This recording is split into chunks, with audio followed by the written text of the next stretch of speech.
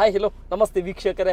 ಇಂದು ಧಾರವಾಡ ಜಿಲ್ಲೆ ಹುಬ್ಬಳ್ಳಿ ತಾಲೂಕಿನ ಹುಬ್ಬಳ್ಳಿ ಶಹರದಲ್ಲಿ ನಿವಾಸಿಯಾಗಿರ್ತಕ್ಕಂಥ ಮತ್ತು ಕಳೆದ 2022ರಲ್ಲಿ ಪದವೀಧರ ಕ್ಷೇತ್ರದ ಅಂದರೆ ಶಿಕ್ಷಣ ಕ್ಷೇತ್ರದ ಚುನಾವಣೆಯಲ್ಲಿ ಸ್ಪರ್ಧೆ ಮಾಡಿರ್ತಕ್ಕಂಥವರು ಜಾತ್ಯತೀತ ಜನತಾದಳ ಪಕ್ಷದಿಂದ ಸ್ಪರ್ಧೆ ಮಾಡಿ ಕೆಲವು ಮತಗಳಿಂದ ಪರಾಜಿತರಾದರೂ ಕೂಡ ಕ್ಷೇತ್ರದಲ್ಲಿ ಸಮಾಜ ಸೇವೆ ಬಿಡಲಿಲ್ಲ ಮತ್ತು ಶಿಕ್ಷಕರ ಕ್ಷೇತ್ರದಲ್ಲಿ ಬೇಕಾಗಿರ್ತಕ್ಕಂಥ ಸಮಸ್ಯೆಗಳಿಗೆ ತೊಂದರೆಗೆ ಉಂಟಾಗ್ತಾ ಇರುವಂಥ ಮತದಾರರಿಗೆ ಕೈ ಬಿಡಲಿಲ್ಲ ಮತ್ತು ಈ ಕ್ಷೇತ್ರದಲ್ಲಿ ಅನೇಕ ರೀತಿಯಿಂದ ಕೆಲಸ ಮಾಡುತ್ತಾ ಇಲ್ಲಿವರೆಗೆ ತಲುಪುತ್ತಾ ಮತ್ತು ಜನರ ಸಮಾಜ ಸೇವೆ ಮತ್ತು ಕ್ಷೇತ್ರದ ಸಮಾಜ ಸೇವೆ ಅನ್ನೋದಕ್ಕಿಂತ ಇವರು JDS ಪಕ್ಷದಲ್ಲಿ ನಿಷ್ಠಾವಂತ ಕಾರ್ಯಕರ್ತರಾಗಿ JDS ಪಕ್ಷನೇ ನನ್ನ ಮನೆ, JDS ಪಕ್ಷನೇ ನನ್ನ ತಾಯಿ, JDS ಪಕ್ಷನೇ ನನ್ನ ಬಂಧು ಬಳಗ ಅನ್ಕೊಂಡ್ಬಂದಿರ್ತಕ್ಕಂಥವ್ರು.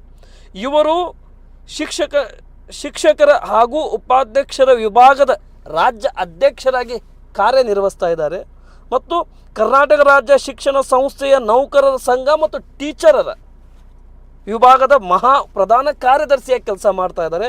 ಮತ್ತಾರು ಅಲ್ಲ, ಮಾನ್ಯ ಶ್ರೀ ಸಿರ್ಸೇಲ್ ನಿಂಗಪ್ಪ ಗರ್ದನಿಯವರು.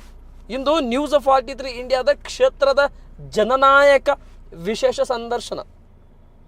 JDS ಪಕ್ಷ, ಜಾತ್ಯತೀತ ಜನತಾದಳ JDS ಪಕ್ಷದಿಂದ ಒಂದು ಅಭಿಯಾನ ನಡೀತಾ ಇದೆ, ಸದಸ್ಯತ್ವದ ಅಭಿಯಾನ.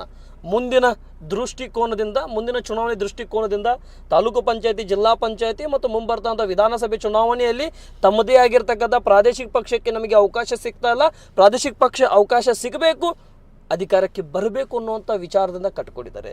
JDSನಿಂದ ಕರ್ನಾಟಕ ರಾಜ್ಯದಲ್ಲಿ ಮೊನ್ನೆ ನಡೆದಿರ್ತಕ್ಕಂಥ ಲೋಕಸಭೆ ಚುನಾವಣೆಯಲ್ಲಿ 3 ಕ್ಷೇತ್ರದಲ್ಲಿ JDS ಸ್ಪರ್ಧೆ ಮಾಡಿತ್ತು. ಒಂದು ಹಾಸನ ಹಾಲಿ ಸಂಸದರಾಗಿರ್ತಕ್ಕಂಥ ಪ್ರಜ್ವಲ್ ರೇವಣ್ಣ ಅವರು ಈಗ ಮಾಜಿಯಾಗಿದ್ದಾರೆ. ಮತ್ತೊಂದು ಕೋಲಾರ ಕ್ಷೇತ್ರದಿಂದ ಸ್ಪರ್ಧೆ ಮಾಡಿದರು, ಒಂದು ಮಂಡ್ಯ ಕ್ಷೇತ್ರದಿಂದ ಸ್ಪರ್ಧೆ ಮಾಡಿದರು. ಮಾಜಿ ಮುಖ್ಯಮಂತ್ರಿ HD ಕುಮಾರಸ್ವಾಮಿ ಕೇಂದ್ರ ಮಿನಿಸ್ಟರ್ ಕೂಡ ಆದರು. ಅದೇ ರೀತಿ ಕರ್ನಾಟಕ ರಾಜ್ಯದಲ್ಲಿ ನಮಗೆ ಒಂದು ಗಟ್ಟಿ ನೆಲ ತಗೋಬೇಕು ಮತ್ತು ನಾವು ಕ್ಷೇತ್ರ ಜನತೆಗೆ ಏನಾದರೂ ಮಾಡಬೇಕಂತ ವಿಚಾರದಿಂದ ಅನೇಕ ರೀತಿಯಿಂದ ವ್ಯವಸ್ಥೆಗಳನ್ನು ಮಾಡುತ್ತಾ ಸಮಾಜ ಸೇವೆ ತೊಡಗಿಸ್ಕೊಂಡಿರ್ತಕ್ಕಂಥ ಗಡದಿನಿಯವರು ನಮ್ಮ ಜೊತೆ ಇದ್ದಾರೆ. ಬನ್ನಿ ವೀಕ್ಷಕರೇ, ಈ ಕಾರ್ಯಕ್ರಮಕ್ಕೆ ಅವರಿಗೆ ಸ್ವಾಗತ ಕೋರೋಣ. ಸರ್ ನಮಸ್ಕಾರ. ನಮಸ್ಕಾರ. ಗರ್ದಿನಿಯವರೇ, ನ್ಯೂಸ್ 43 ಇಂಡಿಯಾದ ವಿಶೇಷ ಸಂದರ್ಶನಕ್ಕೆ ತಾವು ಭಾಗಿಯಾದ್ರಿ ಮತ್ತು ಈಗಾಗಲೇ ತಾವು ಹೇಳಿದಂತೆ ಈ ನಾಡಿನ ರೈತ, ಸೈನಿಕ ಹಾಗೂ ಶಿಕ್ಷಕ ಈ ನಾಡಿನ ಬೆನ್ನೆಲುಬು ಅಂತಕ್ಕಂಥ ಸರ್ವ ವಿದಿತವಾದಂಥ ನುಡಿ ಇದು. ಹಾಗೆ ಪವಿತ್ರವಾದ ವೃತ್ತಿಯಲ್ಲಿ ಶಿಕ್ಷಕರು ಕೆಲಸ ಮಾಡ್ತಿರ್ತಾರನ್ನು ಗಮನಿಸಿ ಒಬ್ಬ ಶಿಕ್ಷಕನಾಗಿ 30 ವರ್ಷ ಶಿಕ್ಷಕನಾಗಿ ಮಕ್ಕಳಿಗೆ ಪಾಠ ಬೋಧನೆ ಮಾಡುತ್ತಾ ಇದೇ ಸಂದರ್ಭದಲ್ಲಿ ಶಿಕ್ಷಕರಿಗೆ ಸಮಸ್ಯೆಗಳಾದಾಗ, ಅನ್ಯಾಯಕ್ಕೆ ಒಳಗಾದಾಗ ಅವರಿಗೆ ನ್ಯಾಯ ಕೊಡಿಸುವ ನಿಟ್ಟಿನಲ್ಲಿ 30 ವರ್ಷದಿಂದ ಕೆಲಸ ಮಾಡಿದ್ದೇನೆ. ತದನಂತರ ದಿನಗಳಲ್ಲಿ ಈ ರಾಜಕೀಯ ಬೆಳವಣಿಗೆಯಲ್ಲಿ JDS ಪಕ್ಷದ ಒಂದು ಶಿಕ್ಷಕರ ಕ್ಷೇತ್ರದಿಂದ ಚುನಾವಣೆಗೆ ಸ್ಪರ್ಧಿಸಿದ್ದೀನಿ. ಜೊತೆಗೆ ಕರ್ನಾಟಕ ರಾಜ್ಯ ಶಿಕ್ಷಣ ಸಂಸ್ಥೆಗಳ ನೌಕರ ಸಂಘವನ್ನು ಸ್ಥಾಪಿಸಿ ಅದರ ಸಂಸ್ಥಾಪಕ ಪ್ರಧಾನ ಕಾರ್ಯದರ್ಶಿ ಕೆಲಸ ಮಾಡ್ತಾ ಇದ್ದೇನೆ. ನಮ್ಮ ಶಿಕ್ಷಕರ ಸಂಘಟನೆ ರಾಜ್ಯದ 31 ಜಿಲ್ಲೆಗಳಲ್ಲಿ ಪದಾಧಿಕಾರಿಗಳಿದ್ದಾರೆ, ಸದಸ್ಯರಿದ್ದಾರೆ. ಅದರ ಮೂಲಕ ನಾವು ಶಿಕ್ಷಕರ ಸಮಸ್ಯೆಗಳಿಗೆ ಪರಿಹಾರವನ್ನು ಹೋರಾಟಗಳ ಮೂಲಕ ಮಾಡ್ತಾ ಇದ್ದೇವೆ.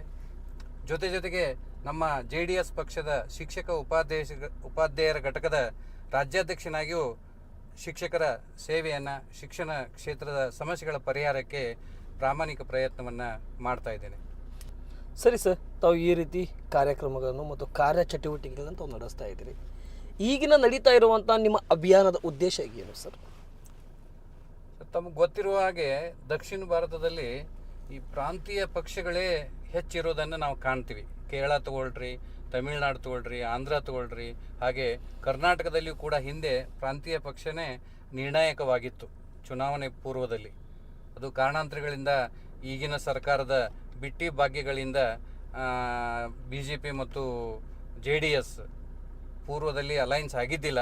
ಒಂದು ವೇಳೆ ಅಲೈನ್ಸ್ ಆಗಿದ್ದರೆ ಬಹುಶಃ ಅದು ರಿಸಲ್ಟ್ ಏನಾಗ್ತಿತ್ತೋ ಗೊತ್ತಿಲ್ಲ. ಬಟ್ ಪ್ರಾಂತೀಯ ಪಕ್ಷಗಳಿಗೆ ಇಲ್ಲಿ ಹೆಚ್ಚು ಅವಕಾಶ ಇರೋದನ್ನು ಮನಗಂಡು ನಮ್ಮ ಪಕ್ಷದ ವರಿಷ್ಠರಾದಂಥ ದೇವೇಗೌಡ ಅಪ್ಪಾಜಿಯವರು ಮತ್ತು ಕುಮಾರಣ್ಣವರು ಒಂದು ಏನು ಮುಂಬರುವ ದಿನಗಳಲ್ಲಿ ಬರ್ತಕ್ಕಂಥ ತಾಲೂಕು ಮತ್ತು ಜಿಲ್ಲಾ ಪಂಚಾಯಿತಿ ಮತ್ತು ಇತರೆ ಚುನಾವಣೆಗಳಲ್ಲಿ ನಮ್ಮ ಪಕ್ಷ ಸದೃಢಗೊಳ್ಳಬೇಕು ಅನ್ನುವಂಥ ನಿಟ್ಟಿನಲ್ಲಿ ಒಂದು ಏನು ಸದಸ್ಯತ್ವ ಅಭಿಯಾನವನ್ನು ಪ್ರಾರಂಭ ಮಾಡಿದೆ.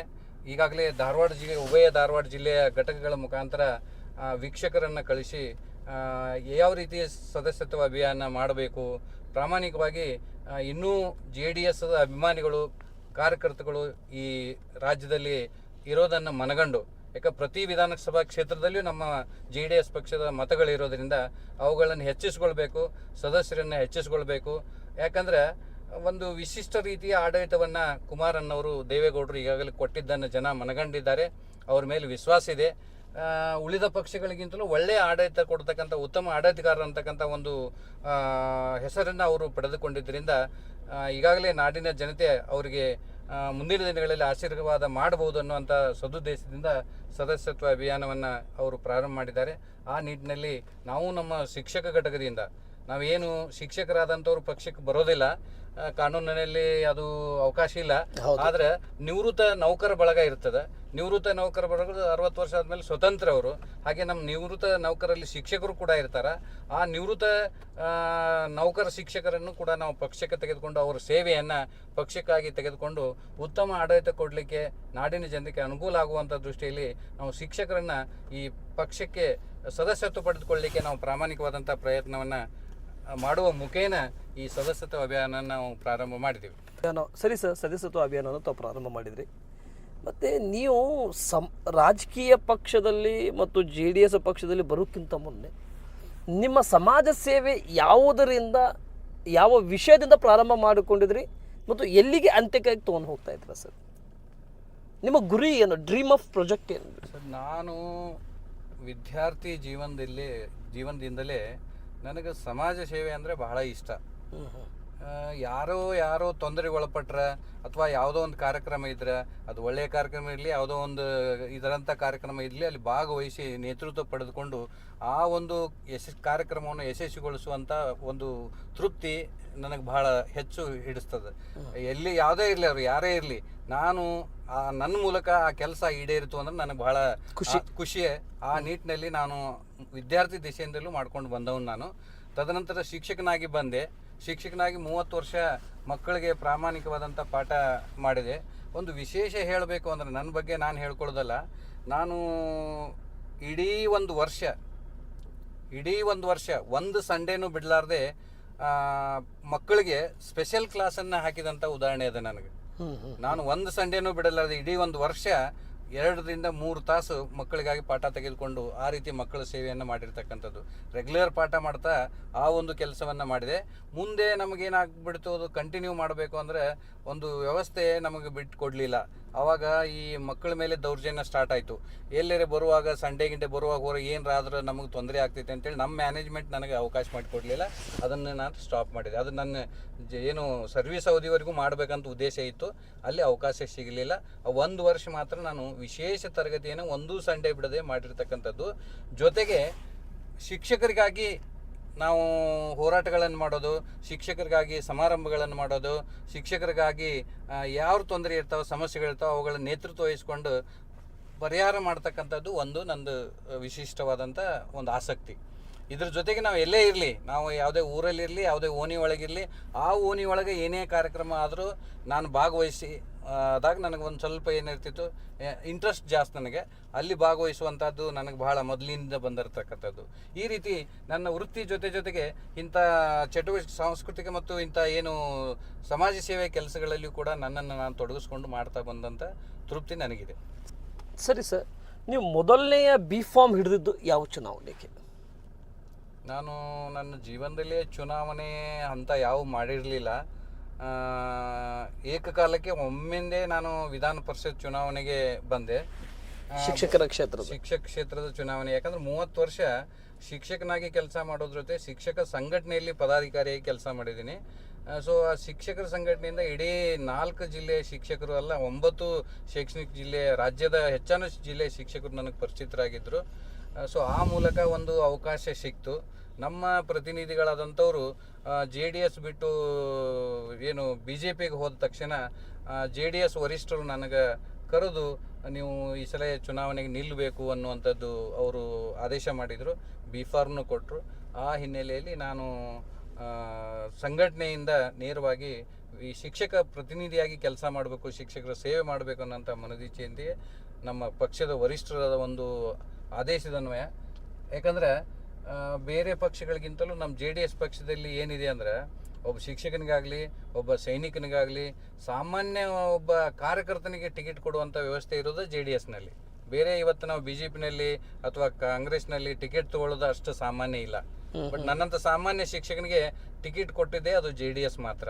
ಹಾಗೆ ಒಬ್ಬರು ಸೈನಿಕರಿಗೂ ಕೊಟ್ಟಿದ್ರು, ಅವರು ಬಿಜಾಪುರ ಜಿಲ್ಲೆಯ ಒಬ್ಬರು, ಅವರು ಚುನಾವಣೆ ಪೂರ್ವದಲ್ಲಿ ಅವರು ಹೃದಯಾಘಾತ ತೀರ್ಕೊಂಡ್ರು.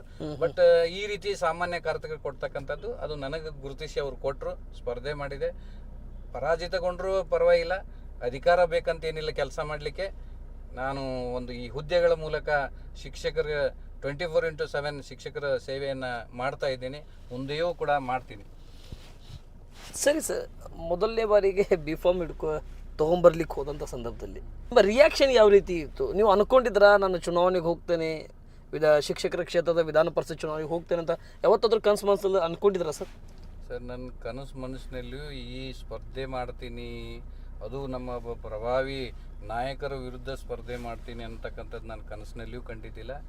ನನ್ನ ಹಿತೈಷಿಗಳು, ನನ್ನ ಆತ್ಮೀಯ ಕೆಲವು ಶಿಕ್ಷಕ ಮಿತ್ರರು ನನಗೆ ಇಲ್ಲ, ಅವರು ಹೇಗೋ BJPಗೆ ಹೋಗಿದ್ದಾರೆ, JDSನಲ್ಲಿ ಖಾಲಿ ಇದೆ, ಸೊ ನೀವು ಎಲ್ಲ ಪರಿಚಿತರಿದ್ದೀರಿ, 30 ವರ್ಷದಿಂದ ಶಿಕ್ಷಕರ ಸೇವೆ ಗುರುತಿಸ್ಕೊಂಡಿರಿ, ಶಿಕ್ಷಕರ ಜೊತೆ ಕೆಲಸ ಮಾಡಿದ್ದೀರಿ, ಸೊ ಈಗ ಅವ್ರಿಗೂ ವಯಸ್ಸಾಗ್ತಾ ಬಂತು, ನೀವು ಸ್ಪರ್ಧೆ ಮಾಡಿದರೆ ಚೆನ್ನಾಗಿರ್ತದೆ ಅಂತೇಳಿ ನನ್ನ ಮಿತ್ರರ ಶಿಕ್ಷಕರು ಮತ್ತು ಪಕ್ಷದ ಮುಖಂಡರು, ತದನಂತರ ಅವರು ಅಲ್ಲಿ ಕುಮಾರಣ್ಣರಿಗೆ ಹೇಳಿ ಅವರು ನನ್ನನ್ನು ಕಾಲ್ ಮಾಡಿ ಕರೆದುಕೊಂಡು ಬೆಂಗಳೂರಿನ ಒಂದು ಏನು ಪಕ್ಷದ ಕಚೇರಿಯಲ್ಲಿ ಪ್ರೆಸ್ ಮೀಟ್ ಮಾಡಿ ಘೋಷಣೆ ಮಾಡಿ ನನಗೆ B.Pharm ಕೊಟ್ಟರು. ಅದರಂಥ ಸಂತೋಷ ನಾನು ಜೀವನದಲ್ಲಿ ಮತ್ತೆಂದೂ ಗಂಟಲು. ಯಾಕೆ ಒಬ್ಬ ಸಾಮಾನ್ಯ ಶಿಕ್ಷಕನಿಗೆ ಇಂಥ ಇವತ್ತು ಸ್ಪರ್ಧೆ ಮಾಡಬೇಕು, ಟಿಕೆಟ್ ಪಡಿಬೇಕಂದ್ರೆ ಎಷ್ಟು ರಾಜಕೀಯ ಪಕ್ಷಗಳಲ್ಲಿ ಒತ್ತಡ ಇರ್ತದೆ, ಎಷ್ಟು ಒಂದು ಕಾಂಪಿಟೇಷನ್ ಇರ್ತದೆ ತಮಗೆಲ್ಲ ಗೊತ್ತಿದೆ.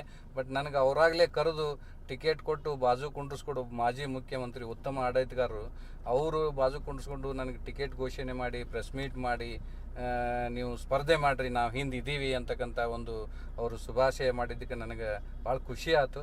ಆ ತಕ್ಷಣ ನಾನು ಮರುದಿವಸನೇ ಬಂದು ನಾಮಪತ್ರವನ್ನು ಸಲ್ಲಿಸಿದ್ದಿದೆ. ಸರಿ ಸರ್, ಮರುದಿವಸ ಬಂದು ನೀವು ನಾಮಪತ್ರವನ್ನು ಸಲ್ಲಿಕೆ ಮಾಡಿದ್ರಿ. ಆದರೆ ಇಲ್ಲಿ ಸತತವಾಗಿ ಬಸವರಾಜ ಹೊರಟ್ಟಿಯವರು ಸ್ಪರ್ಧೆ ಮಾಡ್ತಿದ್ರು, ಅವರು ಕೂಡ ಆಯ್ಕೆ ಆಗ್ತಿದ್ರು.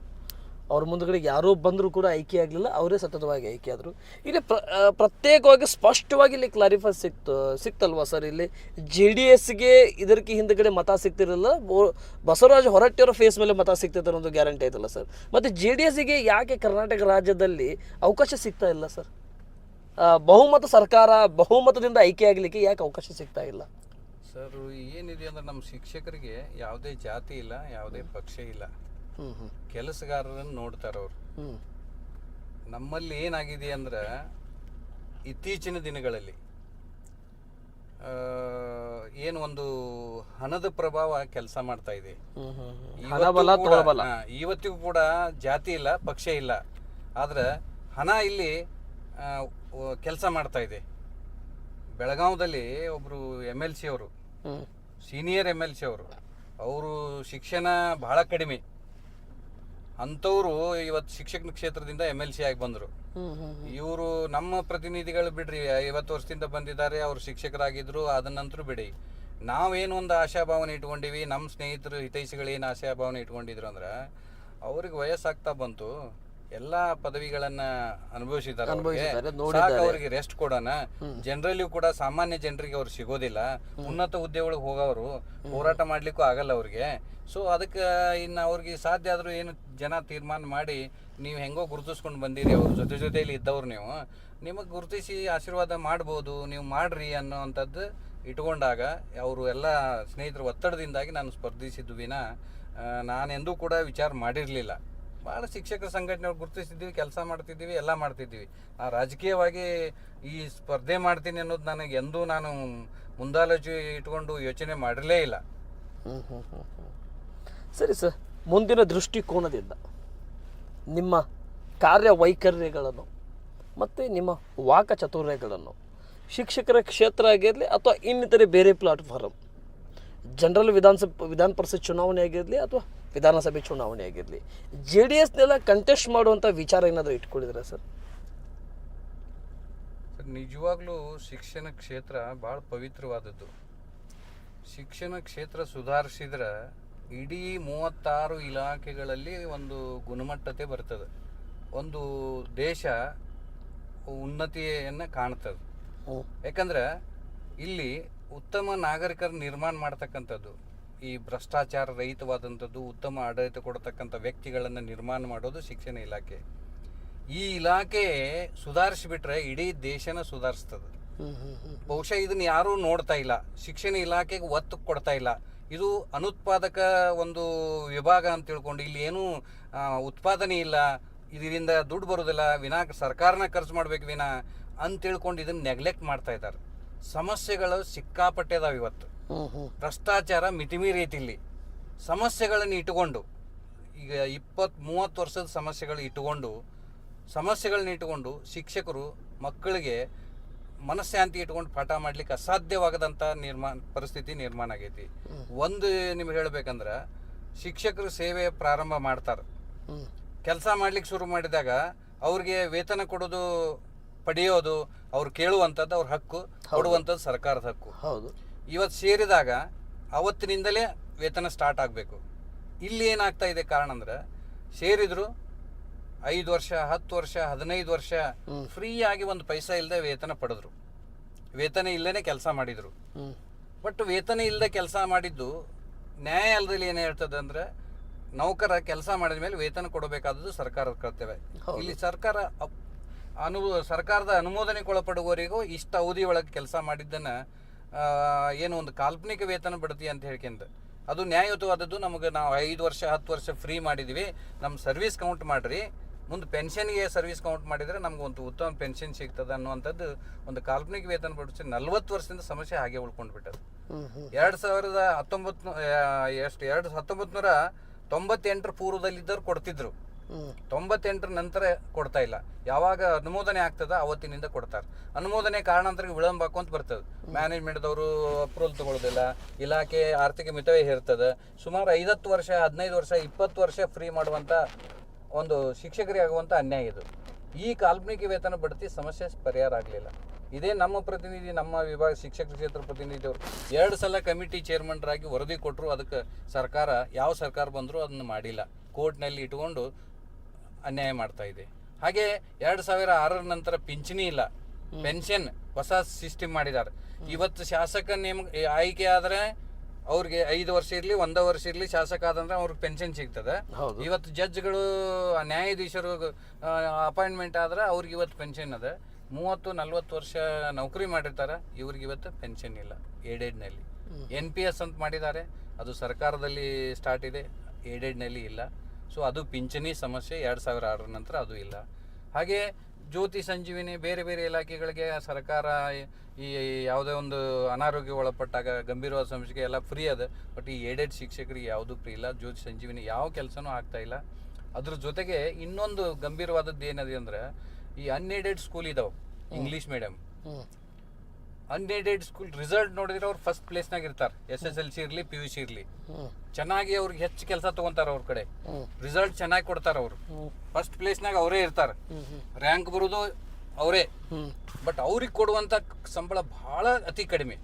ಅವ್ರಿಗೆ ಒಂದು ಆದೇಶ ಇದೆ 2000 ಅತಿ ಕಡಿಮೆ ರೀ. ಈ 2006 ಕುಮಾರಸ್ವಾಮಿ ಅವರು ಧರ್ಮಸಿಂಗ್ ಮುಖ್ಯಮಂತ್ರಿ ಇದ್ರು, ಅವಾಗ ಒಂದು ಆದೇಶ ಆಯ್ತು, ಅವ್ರಿಗೆ ಕನಿಷ್ಠ ಮೂಲ ವೇತನ ಕೊಡಬೇಕು. ಅವರ ಒಂದು ಏನು ಸರ್ವಿಸನ್ನ ಏನ್ ಮಾಡಬೇಕು, ಸೇವಾ ಪುಸ್ತಕವನ್ನ ನಿರ್ವಹಣೆ ಮಾಡಬೇಕು ಅಂತೇಳಿ 2006 ಇವತ್ತು 2024 ಅಂದ್ರೆ ಪ್ರೈಮರಿಯಾಗ ಅಪಾಯಿಂಟ್ಮೆಂಟ್ ಆದ್ರೆ ಸ್ಟಾರ್ಟಿಂಗ್ ಬೇಸಿಕ್ 25,800 ಐತಿ. 25,800 ಒಂದು 100 ಕಡಿಮೆ ಇರೋಂಗೆ 25,000 ರೂಪಾಯಿ ಕೊಡ್ಬೇಕಂತದ್ದು. ಹೈಸ್ಕೂಲ್ನಲ್ಲಿ ಅಪಾಯಿಂಟ್ಮೆಂಟ್ ಆದ್ರೆ 33,500 ಅದ. PU ಕಾಲೇಜ್ನಾಗ ಅಪಾಯಿಂಟ್ಮೆಂಟ್ ಆದ್ರೆ 44,000 ರೂಪಾಯಿ ಅದು. ಇವತ್ತು ಪ್ರೈಮರಿ ಒಳಗಾಗಲಿ ಹೈಸ್ಕೂಲ್ಗಾಗಲಿ ಇವತ್ತು ಇಂಗ್ಲೀಷ್ ಮೀಡಿಯಮ್ದಾಗ 5,000 3,000 4,000 10,000 ಭಾಳ ಅಂದ್ರೆ 15,000 ರೂಪಾಯಿ ಪಗಾರ ಕೊಡ್ತಾರೆ. ಇದು ಸರ್ಕಾರಿ ಆದೇಶ ಇದ್ರೂ ಕೂಡ ಆ ರೀತಿ ಯಾವ ಆಡಳಿತ ಮಂಡಳಿಯವರು ಆ ಆದೇಶವನ್ನು ಪಾಲನೆ ಮಾಡ್ತಾ ಇಲ್ಲ, ಇಲಾಖೆಯವರು ಒತ್ತಡ ಹಾಕ್ತಾ ಇಲ್ಲ.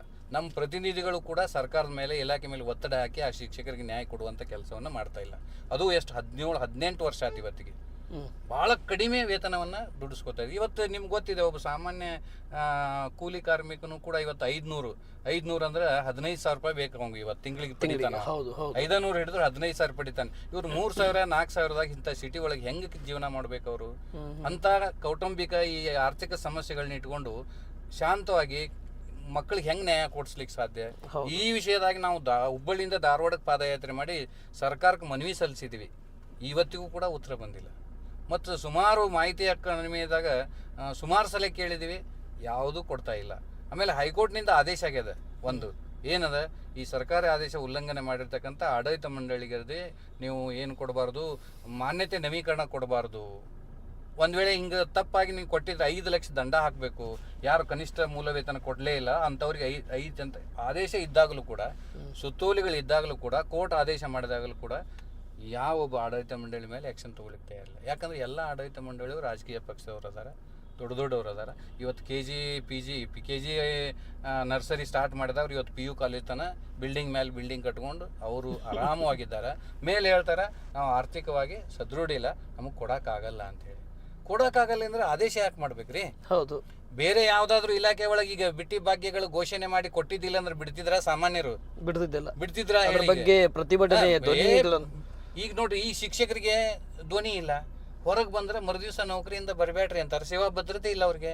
ಸೇವಾ ಭದ್ರತೆ ಕೊಡಬೇಕು, ಅವ್ರನ್ನ ತೆಗಿಬೇಕಾದ್ರೂ ಕಾನೂನು ಅದ, ಅದನ್ನ ಯಾರೂ ಮಾಡ್ತಾ ಇಲ್ಲ ರೀ. ಸರ್ವಿಸ್ ಬುಕ್ ಮಾಡಬೇಕು, ಬ್ಯಾಂಕ್ ಮುಖಾಂತರ ಸ್ಯಾಲ್ರಿ ಕೊಡಬೇಕು, ಅವ್ರಿಗೆ ಸೇವಾ ಭದ್ರತೆ ಕೊಡಬೇಕು, ಕನಿಷ್ಠ ಮೂಲ ವೇತನ ಕೊಡಬೇಕಂತ ಆದೇಶ ಇದ್ದಾಗಲೂ ಕೂಡ 18-19 ವರ್ಷ ಆದರೂ ಅವರಿಗೆ ನ್ಯಾಯ ಸಿಗ್ತಾ ಇಲ್ಲ. ಆ ವಿಷಯವಾಗಿ ನಾವು ಗಂಭೀರವಾಗಿ ತೆಗೆದುಕೊಂಡು ನಾವು ಬೆಳಗಾವಿ ಅಧಿವೇಶನದಲ್ಲಿ ಮನವಿ ಕೊಟ್ಟಿವಿ, ಬೆಂಗಳೂರು ಅಧಿವೇಶನದಲ್ಲಿ ಮನವಿ ಕೊಟ್ಟಿವಿ, ಹುಬ್ಬಳ್ಳಿಯಿಂದ ಧಾರವಾಡ ಪಾದಯಾತ್ರೆ ಮಾಡಿದ್ದೀವಿ, ಅನುದಾನ ರೈತರ ಸಲುವಾಗಿ ಎಲ್ಲವೂ ಮಾಡ್ತಾ ಇದ್ವಿ. ಸುಮಾರು ಅವರು ಒಂದು ಈಗ ಇಲ್ಲಿ ಧಾರವಾಡ ಹುಬ್ಬಳ್ಳಿ ಅಂದರೆ ಒಂದು 15-20 ಸಾವಿರ ಟೀಚರ್ಸ್ ಅದಾರ ಅವರು, ಅನ್ಎಡೆಡ್ ಇಂಗ್ಲೀಷ್ ಮೀಡಿಯಮ್ ಹೈಸ್ಕೂಲು ಮತ್ತು PU ಕಾಲೇಜು ಮತ್ತು ಪ್ರೈಮರಿ ಒಳಗೆ. ಸೊ ಅಂಥ ಒಳ್ಳೆಯ ರಿಸಲ್ಟ್ ಕೊಡ್ತಕ್ಕಂಥ ಶಿಕ್ಷಕರನ್ನು ಇವತ್ತು ಗೌರವಿಸ್ತಾ ಇಲ್ಲ. ಈಗ ವಿಶೇಷ ಅಂದರೆ ಈ ಶಿಕ್ಷಕರ ದಿನಾಚರಣೆ ಬಂತು. ಶಿಕ್ಷಕರ ದಿನಾಚರಣೆ ಈಗ ಸರ್ಕಾರ ವಿಶೇಷ ಏನು ಮಾತ್ರ ಬರೇ ಸರ್ಕಾರಿ ಶಾಲಾ ಶಿಕ್ಷಕರನ್ನ ಏಡೆಡ್ದವ್ರನ್ನ ಅಷ್ಟೇ ಗುರುತಿಸ್ತದೆ, ಅನ್ಎಡೆಡ್ದವ್ರನ್ನ ಗುರುತಿಸಲ್ಲ. ರಿಸಲ್ಟ್ಗೆ ಅವ್ರು ಬೇಕು, ರಿಸಲ್ಟ್ ಉತ್ತಮ ಕೊಡ್ತಾರೆ ಅವರು. ಇಂಗ್ಲೀಷ್ ಮೀಡಿಯಂ ಟೀಚರ್ಸ್ ಈ ಗೌರವಿಸುವಂಥದ್ದಿಲ್ಲ, ಅವ್ರಿಗೆ ವೇತನನೂ ಸರಿಯಾಗಿಲ್ಲ, ಅತ್ಯಂತ ಕನಿಷ್ಠ ಮಟ್ಟದಲ್ಲಿ ಕಾಣ್ತಾ ಇದ್ದಾರೆ. ಅವರು ಕೆಲಸಕ್ಕೆ ಬೇಕು, ಪಗಾರಿಗೆ ಬೇಡ ಅನ್ನೋದು ನೇರವಾಗಿ ಧ್ವನಿ ಇದೆ. ಎಸ್ ಸರ್, ಕೆಲಸಕ್ಕೆ ಬೇಕು, ಪಗಾರಿಗೆ ಬೇಡ. ಅವರು ಸೌಲಭ್ಯ ಬೇಡ, ಅವ್ರಿಗೆ ಸಿಗಬೇಕಾಗಿರ್ತಕ್ಕಂಥ ಮೂಲ ಸೌಲಭ್ಯಗಳಿಂದ ಅವರು ವಂಚಿತರಾಗಬೇಕು. ಕರ್ನಾಟಕದಲ್ಲಿ ಉನ್ನತ ಸ್ಥಾನದಲ್ಲಿ ಅವರ ಸ್ಕೂಲ್ ಇರಬೇಕು ಅನ್ನುವಂಥ ಈ ಧ್ವನಿ ಇದೆ. ಶಿಕ್ಷಕರನ್ನ ಬಳಸ್ಕೊಂಡು ರಿಸಲ್ಟ್ ಮಾಡಿಕೊಂಡು ವಿದ್ಯಾರ್ಥಿಗಳ ಸಂಖ್ಯೆ ಹೆಚ್ಚು ಮಾಡಿಕೊಂಡು ಅದ್ರ ಬರ್ತಕ್ಕಂಥ ಫೀಸ್ದಿಂದ ಸಾಕಷ್ಟು ಸಂಸ್ಥೆಗಳು ಇವತ್ತು ದೊಡ್ಡ ಒಂದು ನರ್ಸರಿ ಸ್ಟಾರ್ಟ್ ಮಾಡಿದವ್ರು ಇವತ್ತು PU ಕಾಲೇಜ್ ಅಂತ ಮುಟ್ಟ್ಯಾರ, ದೊಡ್ಡ ಬಿಲ್ಡಿಂಗ್ಗಳನ್ನು ಮಾಡ್ಕೊಂಡಾರ. ಸೊ ಅದು ಬೆಳವಣಿಗೆ ಆಗಿದಾವೆ, ಇಲ್ಲಂತಿಲ್ಲ. ಅದಕ್ಕೆ ಶಿಕ್ಷಕರ ಶ್ರಮ ಅನ್ನೋದು ಅವ್ರಿಗೆ ಅರ್ಥ ಆಗ್ತಾ ಇಲ್ಲ. ಅದು ಅಷ್ಟು ಒಂದು ಮಾನವೀಯತೆ ಶಿಕ್ಷಕರ ಮೇಲೆ ಬರ್ತಾ ಇಲ್ಲ. ಯಾಕೆ? ಏನಿದು ಶಿಕ್ಷಕರದು ಮೇಲೆ ಗುರು ಬ್ರಹ್ಮ, ಗುರು ವಿಷ್ಣು, ಗುರುದೇವ ಮಹೇಶ್ವರ ಎಲ್ಲ ಹೇಳ್ತಾರೆ. ನೋಡ್ರಿ, ಇವತ್ತು ಸರ್ಕಾರ ನಿನ್ನೆ ಸಿದ್ದರಾಮಯ್ಯವ್ರು ಹೇಳಿದ್ದಾರೆ, ಗುರುಗಳನ್ನು ಶಿಕ್ಷಕರನ್ನು ನಾವು ಗೌರವದಿಂದ ಕಾಣ್ತೀವಿ ಅಂತ ಹೇಳ್ತಾರೆ ಇವರು. ಅವತ್ತು ಸೆಪ್ಟೆಂಬರ್ 5ಕ್ಕೆ ಮಾತ್ರ ಇದು, ಸೆಪ್ಟೆಂಬರ್ 5ಕ್ಕೆ ಮಾತ್ರ ಇದು. ಅಂದರೆ 365 ದಿವಸದಲ್ಲಿ 364 ದಿನ ಮಾತ್ರ ಬೇರೆ ಕೆಲಸ, ಒಂದೇ ದಿನ ಆ ಕೆಲಸ, ಅದರ ಧ್ವನಿ. ಈಗ ಇದೇ ನಿಮ್ಗೆ ಹೇಳ್ತೀನಿ, ಪಿಂಚಣಿ ಇದೇ ಸಿದ್ದರಾಮಯ್ಯ ಸಾಹೇಬರು ವಿರೋಧ ಪಕ್ಷದಾಗಿದ್ದಾಗ ಅದು ತಪ್ಪು, ಕೊಡಲೇಬೇಕು, ನಾನು ಅಧಿಕಾರದಾಗ ಬಂದರೆ ಕೊಡಿಸ್ತೀನಿ ಅಂಥೇಳಿ ಹೋದ ಚುನಾವಣೆ ಹೇಳಿ ಪ್ರಣಾಳಿಕೆ ಇಟ್ಕೊಂಡು ಈಗ ಬಂದು 1.5 ವರ್ಷ ಆದರೂ ಕೂಡ ಆ ಪಿಂಚಣಿ ಬಗ್ಗೆ ಇವರು ಚಕಾರ ಎತ್ತಲಿಕ್ಕೆ ತಯಾರಿಲ್ಲ ಸಿದ್ದರಾಮಯ್ಯ ಸಾಹೇಬರು. ಶಿಕ್ಷಕರನ್ನು ಈ ರೀತಿ ಕಡೆಗಾಣಿಸಿದ್ರೆ, ಶಿಕ್ಷಣ ಇಲಾಖೆಯನ್ನು ಈ ರೀತಿ ಕಡೆಗಾಣಿಸಿದ್ರೆ, ಶಿಕ್ಷಕರ ಸಮಸ್ಯೆಗಳನ್ನ ಇಟ್ಟುಕೊಂಡು ಶಿಕ್ಷಕರು ಮಕ್ಕಳಿಗೆ ನ್ಯಾಯ ಕೊಡದೆ ಹೋದ್ರೆ ಗುಣಮಟ್ಟದ ಶಿಕ್ಷಣ ಪಡೀಲಿಕ್ಕೆ ಹೆಂಗೆ ಸಾಧ್ಯ? ಗುಣಮಟ್ಟ ಶಿಕ್ಷಣ ಇಲಾಖೆ ಸುಧಾರಿಸ್ತಿದ್ರೆ ಉಳಿದ ಇಲಾಖೆಗಳು ಸುಧಾರಿಸ್ಲಿಕ್ಕೆ ಹೆಂಗೆ ಸಾಧ್ಯ? ಹೆಂಗೆ ಭ್ರಷ್ಟಾಚಾರ ನಿರ್ಮೂಲನೆ ಮಾಡ್ತೀರಿ? ಹೆಂಗೆ ಉತ್ತಮ ಆಡಳಿತಗಾರರನ್ನು, ಒಳ್ಳೆಯ ವೈದ್ಯರನ್ನು, ಒಳ್ಳೆಯ ಡಾಕ್ಟರನ್ನ, ಇಂಜಿನಿಯರನ್ನು ಹೆಂಗೆ ನಾವು ತಯಾರು ಮಾಡಬೇಕು? ಸರಿ, ನೀವು ಕೂಡ ಈ ಕ್ಷೇತ್ರದ ಒಂದು ಪ್ರಭಾವಿ JDS ಪಕ್ಷದ ನಾಯಕರಾಗಿದ್ದೀರಿ ಮತ್ತು ರಾಜ್ಯ ಅಧ್ಯಕ್ಷರು ಕೂಡ ಆಗಿದ್ದೀರಿ, ಮಹಾಪ್ರಧಾನ ಕಾರ್ಯದರ್ಶಿ ಕೂಡ ಆಗಿದ್ದೀವಿ, ಮತ್ತು ಅದ್ರ ಜೊತೆಯಲ್ಲಿ ಕೂಡ 22ರ ಶಿಕ್ಷಣ ಕ್ಷೇತ್ರದ ಡಿಫಿಡೆಂಟ್ ಕ್ಯಾಂಡಿಡೇಟ್ ಆಗಿದ್ದೀರಿ. ಎಷ್ಟು ವಿಜಯೋತ್ಸವ ಕ್ಯಾಂಡಿಡೇಟ್ ಆಗ್ತಾರೆ, ಎಷ್ಟು ಆಯ್ಕೆಯಾಗಿರ್ತಕ್ಕಂಥ ಕ್ಯಾಂಡಿಡೇಟ್ಗೆ ಗೌರವ ಇರುತ್ತೆ, ಅಷ್ಟೇ ನಿಮಗೂ ಕೂಡ ಮಾನ್ಯತೆಗಳು ಸಿಗ್ತಾ ಇರ್ತವೆ. ಆದರೆ ಕಾಂಗ್ರೆಸ್ಸಿನ 5 ಗ್ಯಾರಂಟಿ ಗೃಹ ಜ್ಯೋತಿ, ಗೃಹಲಕ್ಷ್ಮಿ, ಅನ್ನಭಾಗ್ಯ, ಶಕ್ತಿ ಯೋಜನೆ, ಯುವ ನಿಧಿ, ಸ್ಕೈ ಫಂಡ್ ಅಂಥೇಳಿ ಈ 5 ಗ್ಯಾರಂಟಿಯಲ್ಲಿ ಜನರಿಗೆ ಅನುಕೂಲ ಆಗಿದ್ದು ಅನಾನುಕೂಲ ಆಗಿದ್ದು ಎಷ್ಟು ಸತ್ಯ ಇದೆ, ಎಷ್ಟು ಸುಳ್ಳಾಗಿದೆ ಸರ್ ಈ ಗ್ಯಾರಂಟಿಯಿಂದ? ಈ 5 ಬಿಟ್ಟಿ ಭಾಗ್ಯಗಳು ಅಂತ ನನ್ನ ಅನಿಸಿಕೆ, ಅಭಿಪ್ರಾಯ. ಈಗ ಯಾರೇ ಆಗಲಿ ಶ್ರಮ ವಹಿಸಿದ್ರೆ ಮಾತ್ರ ಫಲ ಕೇಳಬೇಕು. ಹೌದು. ಅಂದಾಗ ದೇಶ ಆಗಲಿ ರಾಜ್ಯ ಆಗಲಿ ಸುಧಾರಿಸ್ಲಿಕ್ಕೆ ಸಾಧ್ಯ. ಶ್ರಮ ಇಲ್ಲದೆ ಬರತಕ್ಕಂಥದ್ದು ಒಳ್ಳೆಯದಲ್ಲ ಅನ್ನೋದು ನನ್ನ ಅಭಿಪ್ರಾಯ. ಹೀಗಾಗಿ ಈ ಎಷ್ಟೋ ಜನ ಇವತ್ತು ರೈತರಿಗಾಗಲಿ ಕೆಲಸದವ್ರು ಸಿಗ್ತಾ ಇಲ್ಲ. ಯಾಕೆ ತಿನ್ಲಿಕ್ಕೆ ಅನ್ನ ಸಿಗ್ತದೆ ಫ್ರೀಯಾಗಿ. ಹೀಗಾಗಿ ಅವ್ರು ಕೆಲಸ ಮಾಡಿದ್ರು ನಡೀತದೆ, ಬಿಟ್ಟರು ನಡೀತದೆ. ಕೆಲಸದವ್ರು ಸಿಗ್ತಾ ಇಲ್ಲ. ಆಮೇಲೆ ಅವರು ಅದು ಅಷ್ಟೇ ಅಲ್ಲದೆ ಅವರು ಸೋಮಾರಿಗಳು, ಆಲಸ್ಯಗಳಾಗ್ತಾ ಇದ್ದಾರೆ. ಆಮೇಲೆ ಅವ್ರ ಆರೋಗ್ಯ ಹದಗೆಡ್ತಾ ಇದೆ. ಆಮೇಲೆ ಅದು ದುರುಪಯೋಗ ಆಗ್ತಾ ಇದೆ. ದುಡ್ಡು ಮಾಡಿದ್ರಿಂದ ವಿನಾಕಾರಣ ಈ ಏನಾಗ್ಲಿಕ್ಕತ್ತದಂದ್ರೆ ವಿದ್ಯಾರ್ಥಿಗಳಿಗೆ ಬಸ್ನಲ್ಲಿ ಜಾಗ ಸಿಗ್ತಾ ಇಲ್ಲ. ಸಾರ್ವಜನಿಕರಿಗೆ ಅರ್ಜೆನ್ಸಿ ಇದ್ದವ್ರಿಗೆ ತೊಂದರೆ ಆಗ್ತಾ ಇದೆ. ಅದು ಮಹಿಳೆಯರಿಗೆ ಫ್ರೀ ಮಾಡಿರೋದು ಪುರುಷರಿಗೆ ತೊಂದರೆ ಆಗ್ತಾ ಇದೆ. ಕೆಲಸ ಇದ್ದವ್ರಿಗೆ ಬಸ್ ಅನಾನುಕೂಲತೆ ಇದೆ. ಹಾಗೆ ಇವರು ಗೃಹಲಕ್ಷ್ಮಿ ಅಂತ 2,2 ಸಾವಿರ ರೂಪಾಯಿ ಒಮ್ಮೆಗೆ ಪ್ರತಿ ತಿಂಗಳು ಕೊಡ್ಲಿಕ್ಕೆ ಇವರಲ್ಲಿ ಹಣ ಇಲ್ಲ. 2 ತಿಂಗಳು 3 ತಿಂಗಳಿಗೂ ಒಮ್ಮೆ ಹಾಕ್ತಾ ಇದ್ದಾರೆ. ಇದು ಮುಂದುವರಿತೈತೆ ಅನ್ನುವಂಥ ವಿಶ್ವಾಸ ಇಲ್ಲ. ಎಷ್ಟೋ ಸಚಿವರು, ಅವ್ರದೇ ಪಕ್ಷದ ಸಚಿವರು ಕೂಡ ಹೇಳ್ತಾ ಇದ್ದಾರೆ ಇವತ್ತು ಇದನ್ನು ಮುಂದುವರಿಸೋದು ಅಷ್ಟು ಸುಲಭ ಅಲ್ಲ, ಪಕ್ಷಕ್ಕೆ ಭಾಳ ಕಷ್ಟ ಆಗ್ತದೆ, ಆರ್ಥಿಕ ದಿವಾಳಿ ಆಗ್ತದೆ ಅನ್ನುವಂಥ ಅಭಿಪ್ರಾಯಗಳನ್ನು ಎಷ್ಟೋ ಜನ ವ್ಯಕ್ತಪಡಿಸಿದ್ದಾರೆ. ಸೊ ಈ ಹಿನ್ನೆಲೆಯಲ್ಲಿ ಇದು ಕುರ್ಚಿಯ ಆಸೆಗಾಗಿ ಕಾಂಗ್ರೆಸ್ ಸರ್ಕಾರ ಏನೋ ಒಂದು ಹಿಂಬಾಗಿಲಿನಿಂದ ಅವ್ರಿಗೆ ಲಂಚದ ಕೊಟ್ಟು ಅಧಿಕಾರವನ್ನು ಹಿಡ್ಕೊಂಡು ಆಡ್ತಕ್ಕಂಥ ಒಂದು ಬಿಟ್ಟಿ ಭಾಗ್ಯ ಅಂತ ಹೇಳಿ ನನ್ನ ಅಭಿಪ್ರಾಯ. ಇದು ರಾಜ್ಯದ ಅಭಿವೃದ್ಧಿ ದೃಷ್ಟಿಯಿಂದ ಅದು ಒಳ್ಳೆಯದಲ್ಲ. ಸೊ ರಾಜ್ಯ ಆರ್ಥಿಕವಾಗಿ ದಿವಾಳಿಯತ್ತ ಹೋಗ್ತದೆ. ದಯಮಾಡಿ ಮುಖ್ಯಮಂತ್ರಿಗಳಲ್ಲಿ ನಾನು ವಿನಂತಿ ಮಾಡ್ಕೊತೀನಿ, ನೀವು ಸಬ್ಸಿಡಿ ಮೂಲಕ ಕೊಡ್ರಿ. ಒಂದು ಸಮ್ ಪರ್ಸೆಂಟೇಜ್ ವರ್ಕಕ್ಕೆ ಅವ್ರಿಗೆ ರಿಯಾಯಿತಿ ದರದಲ್ಲಿ ಕೊಡ್ರಿ, ಹೊರತು ಪುಕ್ಸೆಟ್ಟೆಯಾಗಿ ಕೊಡೋದು ಬೇಡ. ಏನಾದರೂ ಅವ್ರ ಕಡೆ ಒಂದು ಕೆಲಸ ತೊಗೊಂಡು ಅವ್ರಿಗೆ ಕಡಿಮೆ ರೇಟ್ ಮಾಡಿರಿ ಅಥವಾ ಏನಾದರೂ ಮಾಡಿರಿ. ಪುಕ್ಸೆಟ್ಟಿಯಾಗಿ ಕೊಡ್ತಕ್ಕಂಥ ಯಾವುದೇ ಸೌಲಭ್ಯವನ್ನು ಕೊಡೋದು ಉಚಿತ ಅಲ್ಲ. ಇದರಿಂದ ಸರ್ಕಾರ ಆರ್ಥಿಕವಾಗಿ ದಿವಾಳಿಯತ್ತ ಹೋಗ್ತದೆ. ಇದನ್ನು ಮುನ್ನಡೆಸೋದು ಭಾಳ ಕಷ್ಟ ಆಗ್ತದೆ. ಈಗಾಗಲೇ ಅಭಿವೃದ್ಧಿಗೆ ದುಡ್ಡಿಲ್ಲ. ಯಾವುದೇ ರಸ್ತೆಗಳು ನೋಡಿದ್ರೆ ಅಥವಾ ಬೇರೆ ಯಾವುದೋ ಒಂದು ಇಲಾಖೆ ಅಭಿವೃದ್ಧಿ ಮಾಡ್ಲಿಕ್ಕೆ ಹೋದ್ರೆ ಒಂದು ಬಿಟ್ಟಿ ಭಾಗ್ಯಗಳಿಂದಾಗಿ ದುಡ್ಡು ಸಿಗ್ತಾ ಇಲ್ಲ. ಸೊ ಆ ಎಲ್ಲ ಕೊರತೆ ಆಗೋದ್ರಿಂದ ಈ ಒಂದು ಭಾಗ್ಯಗಳಿಗೆ ಕೇವಲ ಸರ್ಕಾರ ಅಧಿಕಾರಕ್ಕೆ ಬರಬೇಕನ್ನುವಂಥ ಆಸೆಯಿಂದ ಅವರು ಮಾಡಿರ್ತಕ್ಕಂಥದ್ದು ವಿನ ಇದು ರಾಜ್ಯದ ಅಭಿವೃದ್ಧಿ ಅಲ್ಲ. ಇದು ಬಹಳ ಕಷ್ಟ ಸಾಧ್ಯದ ಒಂದು ಉಚಿತ. ಸರಿ ಸರ್, ಈ ಕಾಂಗ್ರೆಸ್ಸಿನ ಮೊನ್ನೆ ಮೂಡಾ ಹಗರಣ, ST ಮೀಸಲಾತಿ ಹಗರಣ ಏನು ಬಿ ನಾಗೇಂದ್ರ ಅವ್ರ ಮೇಲೆ ಬಂತು, ಇಲ್ಲಿ ಮುಖ್ಯಮಂತ್ರಿ ಅವರು ಬಂತು. ಈ ಬರೋದ್ರಿಂದ ನೋಡಿದರೆ ಸರ್ಕಾರಕ್ಕೆ ಡ್ಯಾಮೇಜ್ ಆಗುತ್ತಾ ಅಥವಾ ಈ ಸರ್ಕಾರ ಪ್ಲಸ್ನಲ್ಲಿ ಹೋಗುತ್ತಾ ಸರ್? ಸರ್, ಈಗ ಈ ಮೊದಲು BJP ಸರ್ಕಾರ ಇತ್ತು. 40% ಸರ್ಕಾರ ಅಂಥೇಳಿ ಅದನ್ನು ಇದೇ ಕಾಂಗ್ರೆಸ್ದವರು ಬೀಳಿಸಿ ಅದರ ವರ್ಚಸ್ಸನ್ನು ಎಲ್ಲ PCM ಅಂತೇಳಿ ಬ್ಯಾನರ್ಗಳನ್ನು ಹಚ್ತಾ ಮಾಡಿ ತಾನು ಅಧಿಕಾರಕ್ಕೆ ಬಂತು. ಬಂದ ಮೇಲೆ ಒಂದು ಎಕ್ಸಾಂಪಲ್ ಕೊಡ್ತೀನಿ. ನಾನು ಕೇಳಿರ್ತಕ್ಕಂಥದ್ದು, ನಮ್ಮ ಶಿಕ್ಷಣ ಇಲಾಖೆಯಲ್ಲಿ ತಾಲೂಕಾ ಶಿಕ್ಷಣ ಇಲಾಖೆ ಮುಖ್ಯಸ್ಥರು BO ಅಂತಿರ್ತಾರೆ, ಜಿಲ್ಲಾ DDP ಅಂತಿರ್ತಾರೆ. ನಮ್ಮ BJP ಗೌರ್ಮೆಂಟ್ ಇದ್ದಾಗ ಒಬ್ಬ BO ಟ್ರಾನ್ಸ್ಫರ್ ಮಾಡಲಿಕ್ಕೆ 5 ಲಕ್ಷ ತೊಗೊಂತಿದ್ರು. ಕಾಂಗ್ರೆಸ್ದವ್ರು ಬಂದು 10 ಲಕ್ಷ ಮಾಡಿದರು. ಆಮೇಲೆ DDP ಟ್ರಾನ್ಸ್ಫರು BJP ಇದ್ದಾಗ 10 ಲಕ್ಷ ಇತ್ತು, ಅವ್ರು 15 ಲಕ್ಷ ಮಾಡಿದರು. ನಮ್ಮ ಶಿಕ್ಷಣ ಇಲಾಖೆಗೆ ಎಲ್ಲಿಂದ ಬರ್ತದೆ ದುಡ್ಡು? ಯಾರು ಶಿಕ್ಷಕರು ಕೊಡ್ಬೇಕು ಅವ್ರಿಗೆ? ಶಿಕ್ಷಕರಿಂದ ಇದು ಒಂದು ಭ್ರಷ್ಟಾಚಾರ ಇಲ್ಲಿ ಇರೋದ್ರಿಂದ ಗುಣಮಟ್ಟದ ಮೇಲೆ ಪರಿಣಾಮ ಬೀರ್ಲಿಕ್ಕೆ. ಸೊ ಈ ಇಲಾಖೆಗಂತರೂ ಭ್ರಷ್ಟಾಚಾರ ಇರಲೇಬಾರ್ದು, ದುಡ್ಡಿನ ವ್ಯವಹಾರ ಇರಲೇಬಾರ್ದು. ಸೊ ಎಲ್ಲರೂ ಹೇಳೋದು ಅದನ್ನೇ, ಹೇಳೋದು ವೇದಾಂತ, ತಿನ್ನೋದು ಬದನೆಕಾಯಿ ಅಂದಂಗೆ ಆಗಿದೆ. ತಾವು 40% ಅಂದು ಈಗ 60% ಬಂದಿದೆ. ನೋಡಿದ್ರಿ ಕೋಟ್ಯಾಂತರ ನಮ್ಮ ವಾಲ್ಮೀಕಿ ಹಗರಣದ್ದು ನೋಡಿದಿರಿ, 2,000 ಕೋಟಿ. ಆಮೇಲೆ ಮೂಡಾದ ನೋಡಿದ್ರಿ. ಈಗ ಒಂದಿಲ್ಲ ಒಂದು ಹಂಗೆ ನಡೆದಿದ್ದಾವು. ಯಾವ ಇಲಾಖೆ ಯಾವ ಮಂತ್ರಿಗಳು ಕೂಡ ಇದರಲ್ಲಿ ಮೊದಲಿನ ಥರ ಸರಳ ಮಂತ್ರಿಗಳು ಸಿಗ್ತಾ ಇಲ್ಲ. ಇವತ್ತು MLA ಎಲೆಕ್ಷನ್ ಫೇಸ್ ಮಾಡ್ಬೇಕಾದ್ರೆ 100 ಕೋಟಿ ಖರ್ಚು ಮಾಡ್ಬೇಕು ಅವರು, ಅಂಥ ಪರಿಸ್ಥಿತಿ ಬಂದದ್ದು. ಸೊ ಹೀಗಾಗಿ ಯಾವ ಗೌರ್ಮೆಂಟ್ ಬಂದರೂ ಈ ಭ್ರಷ್ಟಾಚಾರ ಬಹುಶಃ ಇದನ್ನು ಅಳಿಸಿ ಹಾಕೋದು ಭಾಳ ಕಷ್ಟದ ಮಾತು ಅಂತ ನಂದು ವಿಚಾರ. ಸರಿ ಸರ್, ನೀವು ಶಿಕ್ಷಣ ಕ್ಷೇತ್ರದಿಂದ ಸ್ಪರ್ಧೆ ಮಾಡಿದ್ರಿ, 2022ರಲ್ಲಿ ಡಿಫೀಟ್ ಆಗಿದ್ರಿ.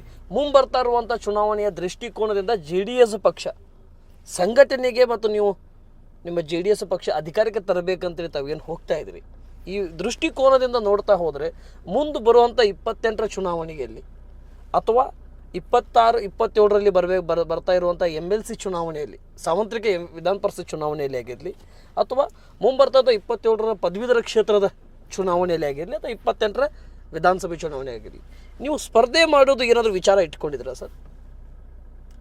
ನೋಡಿ, ನಾನು ಚುನಾವಣೆ ಮುಖ್ಯವಾಗಿ ಚುನಾವಣೆ ವಿಷಯ ಇಟ್ಟುಕೊಂಡು ನಾನು ಕಾರ್ಯನಿರ್ವಹಿಸ್ತಾ ಇಲ್ಲ. ನಾನು ಚುನಾವಣೆ ಸಂದರ್ಭದಲ್ಲಿಯೂ ಹೇಳಿದ್ದೀನಿ, ಕೆಲಸ ಮಾಡೋರಿಗೆ ಅಧಿಕಾರ ಇರಬೇಕು ಅಂತೇನಿಲ್ಲ. ಸೊ ನಾನು ಶಿಕ್ಷಕನಾಗಿ ಶಿಕ್ಷಕರ ಸಮಸ್ಯೆಯನ್ನು ಬಲ್ಲವನಾಗಿದ್ದೀನಿ. ನನ್ನ ಕೈಲಾದ ಸಮಸ್ಯೆಗಳಿಗೆ ಹೋರಾಟ ಮಾಡಲಿಕ್ಕೆ ನನ್ನ ಸಂಘಟನೆ ಮೂಲಕ ನಾನು ಪ್ರಾಮಾಣಿಕ ಪ್ರಯತ್ನ ಮಾಡ್ತೀನಿ ಅಂತ ಹೇಳಿದ್ದೀನಿ. ಆ ಮೂಲಕ ಈಗಾಗಲೇ ಮಾಡ್ತಾನೂ ಇದ್ದೀನಿ ಕೂಡ. ನಾನು ಚುನಾವಣೆ ಮುಗಿದ ಒಂದು 2-3 ತಿಂಗಳಿಂದ ಕೆಲಸವನ್ನು ಪ್ರಾರಂಭ ಮಾಡಿದ್ದೀನಿ. ನಾನು ನಿರಂತರವಾಗಿ ಮಾಡ್ತಾ ಇದ್ದೀನಿ. ಸೊ ಈ ಚುನಾವಣೆಗೆ ಸ್ಪರ್ಧಿಸ್ತೀನಿ ಅನ್ನುವಂಥ ಮಹತ್ವಾಕಾಂಕ್ಷೆ ನನ್ನಲ್ಲಿ ಏನೂ ಯಾವುದೂ ಇಲ್ಲ. ಆ ಸಂದರ್ಭ ಈಗಲೂ ಮೊದಲು ಚುನಾವಣೆ 22ರಲ್ಲಿ ಸ್ಪರ್ಧಿಸ್ಬೇಕಂತ ನನ್ನ ಇಚ್ಛೆ ಇರಲಿಲ್ಲ. ಶಿಕ್ಷಕರ ಒತ್ತಡ ಮತ್ತು ಆ ಸಂದರ್ಭ ಹಂಗಿತ್ತು, ಅಲ್ಲಿ ನಾವು ಸ್ಪರ್ಧೆ ಮಾಡಿದ್ದೀವಿ. ಈಗ ನೋಡ್ತೀವಿ ಮುಂದಿನ ದಿನಗಳಲ್ಲಿ ಹೆಂಗೆ ಅದು ಏನು ವಾತಾವರಣ ಇರ್ತದೋ, ಯಾರು ಬರ್ತಾರೋ, ಹೆಂಗೆ ಏನು ನಮ್ಮ ಪಕ್ಷದ್ದು ಏನದನೋ. ನಾನು ನಿರಂತರವಾಗಿ ಶಿಕ್ಷಕರ ಜೊತೆ ನಾವು ಸಂಪರ್ಕ ಇಟ್ಕೊಂಡು ಕೆಲಸ ಮಾಡೋದನ್ನು ಮಾಡ್ತಾಯಿದ್ದೀನಿ ಹೊರತು ಆ ಮುಂದಿನ ಚುನಾವಣೆ ಬಗ್ಗೆ ಇನ್ನೂ ಯಾವ ತೀರ್ಮಾನ ತೆಗೆದುಕೊಂಡಲ್ಲಿ ಯಾವ ವಿಚಾರನೂ ಮಾಡಿಲ್ಲ ನಾನು. ಸರಿ ಸರ್, ನನ್ನ ಕೊನೆಯ ಪ್ರಶ್ನೆ ಕೇಂದ್ರದ ಕಡೆ HD ದೇವೇಗೌಡ ಅವರು ಕೂಡ ಇಂಡಿಯಾ ಅಂದರೆ UPA ಸರ್ಕಾರದಲ್ಲಿ ಪ್ರೈಮ್ ಮಿನಿಸ್ಟರ್ ಆಗಿದ್ದರು. ಈಗಿನ ಇಂಡಿಯಾ ಮೈತ್ರಿಕೂಟ, ಆವಾಗಿನ UPA ಸರ್ಕಾರ ಮೈತ್ರಿಕೂಟ ಆಗಿದ್ದು, ಅವಾಗ ಕೂಡ ಅವರು 11 ತಿಂಗಳ ಪ್ರೈಮ್ ಮಿನಿಸ್ಟರ್ ಆಗಿದ್ದರು. ಈಗ NDA ಸರ್ಕಾರದಲ್ಲಿ ಕುಮಾರಸ್ವಾಮಿಯವರು ಕೂಡ ಕೇಂದ್ರ ಸಚಿವರಾಗಿದ್ದಾರೆ. ಅವಾಗಿನ ಅವರ ಸಾಧನೆಗೂ ಈಗ ಮಗನ ಸಚಿವ ಡೆವಲಪ್ಮೆಂಟ್ಗೂ ಏನು ವ್ಯತ್ಯಾಸ ಇದೆ? ಏನು ಮಾಡಲಿಕ್ಕೆ HD ಕುಮಾರಸ್ವಾಮಿ ಹೋಗ್ತಾ ಇದ್ದಾರೆ ಕ್ಷೇತ್ರದಲ್ಲಿ, ಕರ್ನಾಟಕಾದ್ಯಂತ ಮತ್ತು ದೇಶದಾದ್ಯಂತ? ಈ ಕರ್ನಾಟಕದ ಹಿರಿಮೆಯನ್ನು ಹೆಚ್ಚಿಸಿದಂಥ ಮಣ್ಣಿನ ಮಗ ಮುತ್ಸದ್ದಿ ರಾಜಕಾರಣಿ ದೇವೇಗೌಡರು ಅಧಿಕಾರದಲ್ಲಿದ್ದಂಥ ಸಮಯದಲ್ಲಿ ರಾಜಕೀಯವಾಗಿ ಇಷ್ಟೊಂದು ಕಾಂಪಿಟೇಷನ್ ಇರಲಿಲ್ಲ. ಅವರು ರಾಜ್ಯಕ್ಕಲ್ಲ ದೇಶಕ್ಕೂ ಕೂಡ ತಮ್ಮದೇ ಆದ ಕೊಡುಗೆಯನ್ನು ಕೊಟ್ಟಂಥವ್ರು. ಪ್ರಧಾನಿ ಆಗೋದ್ರ ಮುಖೇನ ಕರ್ನಾಟಕನೂ ಕೂಡ ರಾಜಕೀಯವಾಗಿ ಭಾಳಷ್ಟು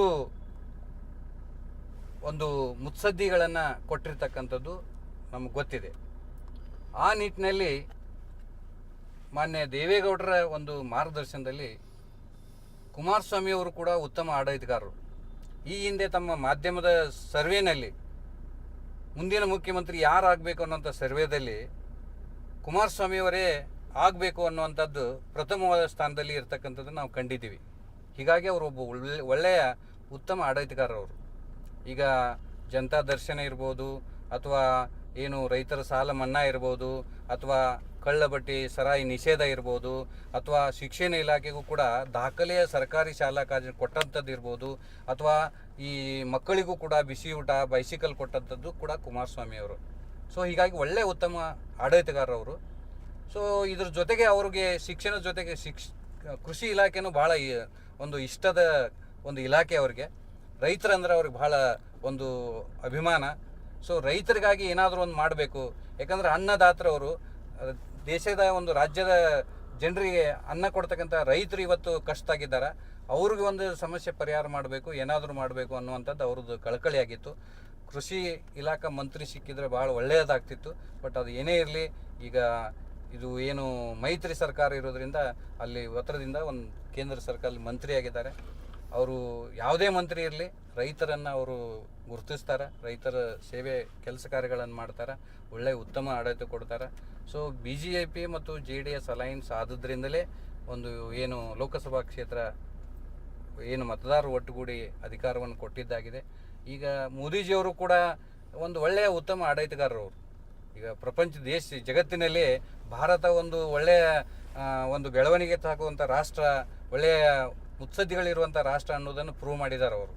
ಸೊ ಅವರ ಒಂದು ದೂರದೃಷ್ಟಿ ಇರ್ಬೋದು, ಅವರ ಒಂದು ಜಗತ್ತಿನ ಇತರೆ ರಾಷ್ಟ್ರಗಳ ಜೊತೆ ಅವರೇನು ಸ್ನೇಹತ್ವ ಇರ್ಬೋದು, ಅಥವಾ ಈ ಸಾಮಾನ್ಯನೂ ಯಾರಾದರೂ ಕೂಡ ಒಬ್ಬರು ಏನಾದರೂ ಒಂದು ಸಾಧನೆ ಮಾಡಿದರೆ ಅಥವಾ ಸಾಧನೆಯಲ್ಲಿ ವಿಫಲ ಆದರೂ ಕೂಡ ಅವರನ್ನು ಗುರುತಿಸಿ ಅವ್ರಿಗೆ ಬೆನ್ನು ತುಟ್ಟಿ ಕೆಲಸ ಮಾಡ್ತಕ್ಕಂಥ ಮೋದಿಜಿಯವರು ಒಳ್ಳೆಯ ಗುಣಗಳಿಂದಾಗಿ ಅವರು ಈಗ ಮೂರನೇ ಬಾರಿಗೆ ಪ್ರಧಾನಮಂತ್ರಿಯಾಗಿ ಆಯ್ಕೆಯಾಗಿದ್ದಾರೆ. ಒಳ್ಳೆಯ ಆಡಳಿತ ಕೊಡ್ತಾ ಇದ್ದಾರೆ. ಸರಿ ಸರ್, ಕೊನೆಯದಾಗಿ ನಮ್ಮ ನ್ಯೂಸ್ 43 ಇಂಡಿಯಾ ಮುಖಾಂತರ ನೀವು ಸ್ಪರ್ಧೆ ಮಾಡಿರ್ತಕ್ಕಂಥ ಧಾರವಾಡ ಜಿಲ್ಲೆ, ಗದಗ ಜಿಲ್ಲೆ, ಹಾವೇರಿ ಜಿಲ್ಲೆ, ಉತ್ತರ ಕನ್ನಡ ಜಿಲ್ಲೆ ಶಿಕ್ಷಣ ಕ್ಷೇತ್ರದ ಪ್ರತಿ ಮತದಾರರಿಗೆ ಮತ್ತು ನಿಮ್ಮನ್ನು ಪ್ರೀತಿಸುವ, ನಿಮ್ಮ ಪಕ್ಷಕ್ಕೆ ಗೌರವಿಸುವ ಮತ್ತು ನಿಮ್ಮ ಪಕ್ಷಕ್ಕೆ ಪ್ರೀತಿ ವಿಶ್ವಾಸದಿಂದ ಕಾಣುವ ಮತ ಬಾಂಧವರಿಗೆ ಮತ್ತು ನೀವು ಮುಂದಿನ ಭವಿಷ್ಯದ ಮುಂದಿನ ಶಿಕ್ಷಕರ ಚಿಂತನೆಗಾಗಿ ಮತ್ತು ಶಿಕ್ಷಕರ ಅನೇಕ ಸಮಸ್ಯೆಗಳಿಗೆ ಪರಿಹಾರ ಕೊಡಿಸೋದಲ್ಲಿ ನೀವೇನು ಹೋರಾಟಗಳನ್ನು ಮಾಡ್ತಾಯಿದ್ರಿ.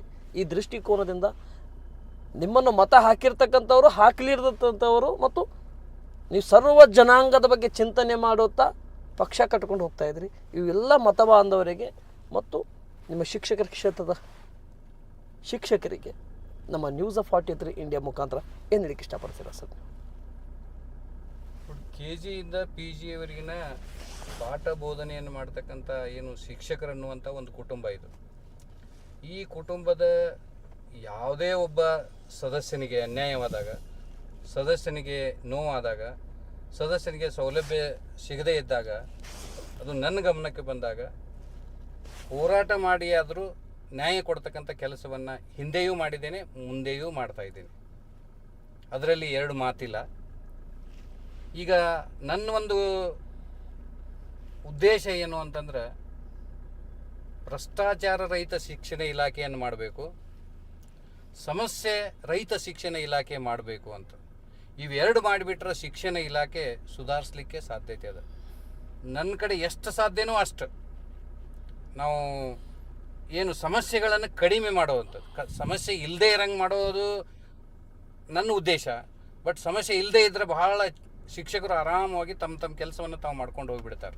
ಅವ್ರಿಗೆ ಬರ್ತಕ್ಕಂಥ ಸೌಲಭ್ಯಗಳನ್ನು ಕೊಡಬೇಕು, ಅದು ಯಾವುದೇ ಒತ್ತಡ ಇರಬಾರ್ದು, ಕಲಿಸೋದು ಬಿಟ್ಟು ಬೇರೆ ಯಾವುದೂ ಕೆಲಸ ಕೊಡಬಾರ್ದು. ಸೊ ಹೀಗಾಗಿ ಸಮಸ್ಯಾ ರಹಿತ ಶಿಕ್ಷಣ ಇಲಾಖೆಯನ್ನಾಗಿಸೋದು, ಜೊತೆಗೆ ಭ್ರಷ್ಟಾಚಾರ ರಹಿತ ಶಿಕ್ಷಣ ಇಲಾಖೆಯಾಗಿಸುವಂಥದ್ರಲ್ಲಿ ನಾನು ಪ್ರಾಮಾಣಿಕ ಪ್ರಯತ್ನ ಮಾಡ್ತೀನಿ. ಯಾವೊಬ್ಬ ಶಿಕ್ಷಕರು ಕೂಡ ಯಾವುದಕ್ಕೂ ಭಯ ಪಡೋದು ಬೇಡ. ನಾನು ಅಧಿಕಾರ ಇರಲಿ ಇರದೇ ಇರಲಿ, ಅವ್ರ ಹಿಂದೆ ನಾನು ಇರ್ತೀನಿ. ನಾನು ಯಾವುದಕ್ಕೂ ಕೂಡ 24/7 ಸರ್ವಿಸ್ ಕೊಡ್ತಾ ಇದ್ದೀನಿ. ಅವ್ರು ಹೇಳಬೇಕಂತೇನಿಲ್ಲ. 30 ವರ್ಷದ ಅನುಭವದಲ್ಲಿ ನನಗೆಲ್ಲವೂ ಅರ್ಥ ಆಗ್ತಾವೆ. ಯಾವುದು ಶಿಕ್ಷಣ ಏನೇನು ನಡೀತಾ ಇದೆ, ಯಾವ್ದು ನ್ಯಾಯ ಯಾವ್ದು ಅನ್ಯಾಯ ಎಲ್ಲ ಗೊತ್ತಾಗ್ತಾ ಇದೆ. ನಾನು ಪ್ರಯತ್ನ ಮಾಡ್ತಾ ಇದ್ದೀನಿ. ನನಗೆ ಸಂಘಟನೆ ಮುಖಾಂತರ ನಾನು ಮಾಡ್ತಾ ಇದ್ದೀನಿ. ಅದ್ರ ಜೊತೆಗೆ ನಮ್ಮ ಪಕ್ಷನೂ ಕೂಡ ಅದೇ, ನಾನು ಸಂಪೂರ್ಣ ಬೆಂಬಲ ಅವ್ರು ನನಗೆ ಈಗಾಗಲೇ ಕೊಟ್ಟಿದ್ದಾರೆ.